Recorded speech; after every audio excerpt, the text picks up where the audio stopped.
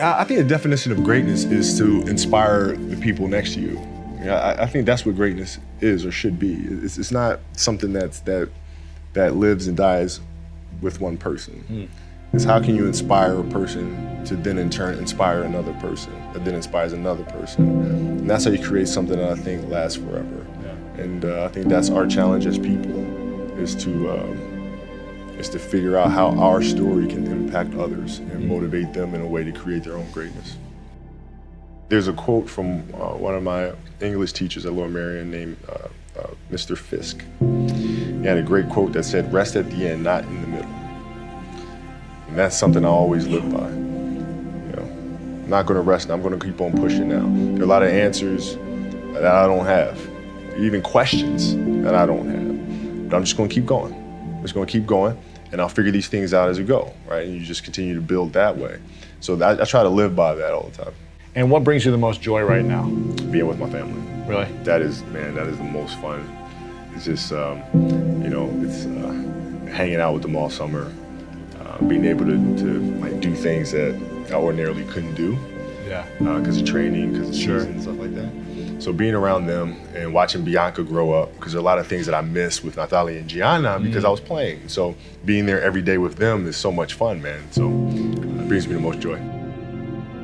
What does love feel like?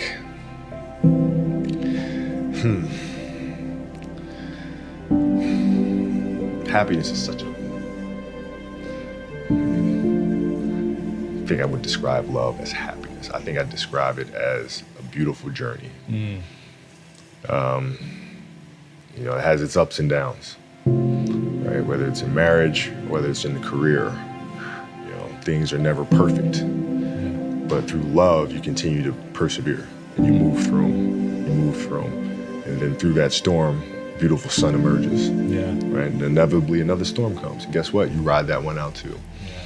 So I think love is a certain determination and persistence to go through the good times and the bad times with the someone or something that you truly love. My parents were great. Growing up, they instilled in me the importance of imagination, of curiosity, and understanding that, okay, if you want to accomplish something, I'm not just going to sit here and say, yes, you can do whatever you want. Yes, you can, but you have to also put in the work to get there, right? So they taught me that at a really early age, man. And when you grow up as a kid thinking that the world is your oyster, all things are possible if you put in the work to do it, you grow up having that fundamental belief. My mom was there on a daily basis. My father was really influential at a really critical time where I had a summer where I played basketball when I was like 10 or 11 years old, and a very prominent summer league in Philadelphia called the Sunny Hill League. Where my father played, my uncle played, and they were like all-time greats and some stuff. And Wilt Chamberlain played in the league, Earl Pro Monroe played in the league. And here I come playing, and I don't score 1 point the entire summer. Really? Not one. How old were you? 11, 10, 11. And you're playing against other 10, 11-year-olds? Or you didn't score once? Not one. Were you in the game? I was in the game. How'd you not score? Because I was terrible. Really? Yeah. That happened. 10, 11 years old, you were that awful. terrible. I mean, and I had these big knee pads on because I was growing really fast. I had socks all the way up here, and I had like the pod top skinny, like skinny as hell. And I scored not a free throw, nothing, not a lucky shot, not a breakaway layup, 0 points. And I remember crying about it and being upset about it. And my father just gave me a hug and said, listen, whether you score 0 or score 60, I'm gonna love you no matter what. Wow. Now that is the most important thing that you can say to a child. Because from there, I was like, okay, that gives me all the confidence in the world to fail. I have the security there. But to hell with that, I'm scoring 60. Let's go. Right. And from there, I just went to work. And I stayed with it, and I kept practicing. When you're in this culture in our society, you can do some phenomenal things individually, but they'll never reach their full potential unless you do them collectively. And you have to figure out how to do that. The challenge for me was always compassion and empathy. I think about 2009, things started changing for me. I started really making a conscious effort to better understand. And that doesn't mean you have compassion and empathy so you go soft on them. It's more like you put yourself to the side and you put yourself in their shoes and understand what they're feeling. And then you have to make certain decisions of, okay, what buttons do I need to push for this player to get them to the next level? So it's not sit around and it's all happy-go-lucky type of thing. Your leader, your job is to get the best out of them, even if they may not like it at that time. One of the things that I had to learn is how to get the best out of my teammates. Yeah. And most people think it's a simple thing, passing the ball. But that's not how you make guys better. You have to really affect their behavior. How do you do that? So, I would tell guys, you got back-to-backs. I don't care if we're in Miami, I don't care if we're in a great city in Chicago. You can't go out, you got to get rest. Right? Back-to-back games. Back-to-back games, right? Monday, Tuesday. You play Monday, you play again Tuesday. The guys aren't gonna listen, right? Right. So a few times I said, all right, we'll all go out. Go out together. Really? I'll drink with you, right? But the next morning, I'm banging on your door at 5 a.m. Let's go. They're not getting Where are we going? I hung out with you. Now you come hang out with me. Wow. This is what we do. All right, let's go. And we're at the gym. We're working out. Right. We hit the bus. We go to practice. We play that night. And they're dead. And they're dead. And they're like, oh, lesson learned. Really? Lesson learned. Take them out once. Listen, if you're gonna do that. But don't let that compromise what we're here to do. Right. This is why we're here. This is why you're here in the first place.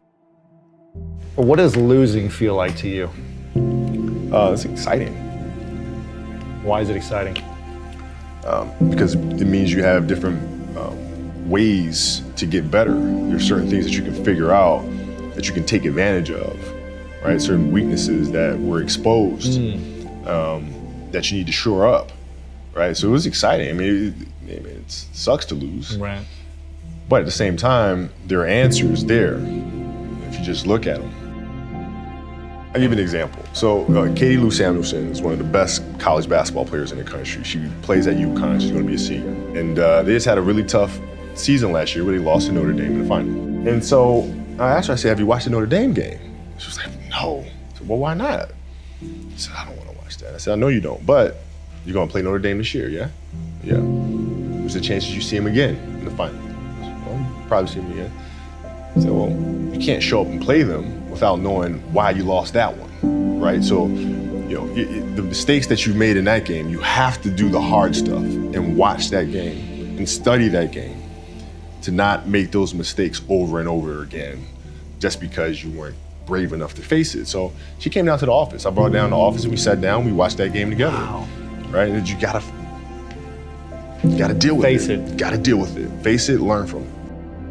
When you play for 20 years, I played for 20 years, you reach a certain level, you're like, okay, wait a minute, I have to start again at the base of a mountain and try to climb the top of this mountain. First of all, what mountain am I climbing? I don't even know, like, what the hell am I gonna be doing?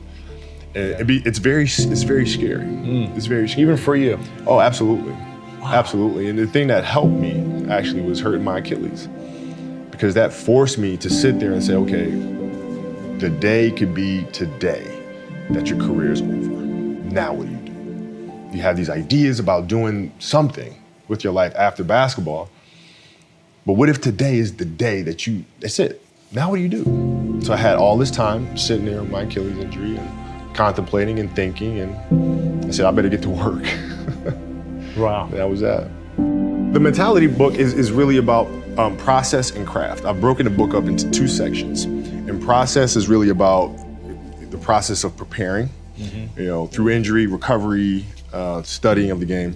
And then the craft is the actual performance and the tactics. And so a lot of things that I learned through the game were through photos. You can look at a photo and see like a player making a move, look at the angle of his feet, look how he's using his hands on defense, and I can really break down things to the smallest detail through that. And that's what you'll see in this book. I mean, it's really a basketball Bible. You'll see how I break things down, like how I'm looking at things to the smallest of detail. Yeah. And that's the best way to understand how to have that kind of mentality, is to ask questions, then find answers. And then that lead to more questions, and you find more answers, and that's what the book is. So how can we teach our children what it means to work hard? Well, you do it through training, right? So when I get up in the morning, my daughter goes with me. 4 a.m.? 4 a.m. My 15-year-old goes with me. She goes with me before school, and it becomes a daddy-daughter thing. That's cool. She just got a permit, right? So she drives in the morning. It becomes a cool thing, right? But through that process, she understands the value of hard work and things taking time. And the same thing with my 12-year-old, right? Like she practices every day. Right? And so it's through those behaviors is where I find the motivation to do it.